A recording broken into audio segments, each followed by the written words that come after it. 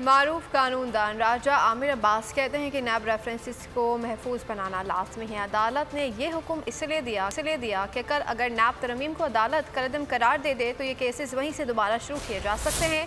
बोल न्यूज़ से गुफ्तगू में कहा कि माजी में इस किस्म के मुकदमात से गवाहों के बयानात गायब कर दिए जाते रहे हैं। उनका मजीद क्या कहना था, आइए आपको सुनवाते हैं।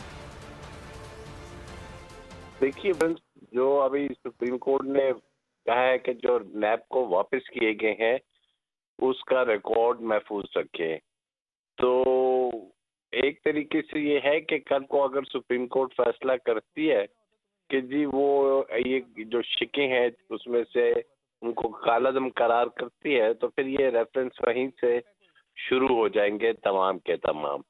तो इसमें ये ना हो कि पहले भी हुआ था कि अक्सर केसेस में रिकॉर्ड गुम जाता है, गवाहों के बयानात और ये जो वहाँ पे दूसरे इम्पोर्टेंट डॉक्यूमेंट्स हैं, तो उस चीज को मद्देनजर रखते हुए सुप्रीम कोर्ट ने ये किया है।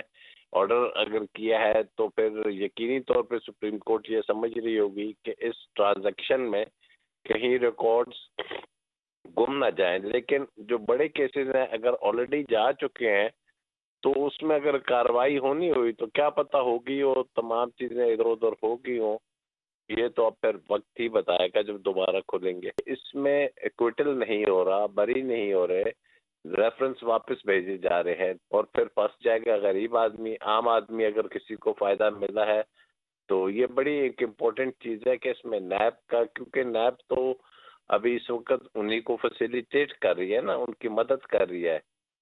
तो बहरहाल एक ये है कि एक वो चीज है कि दोबारा से खुलेगी है।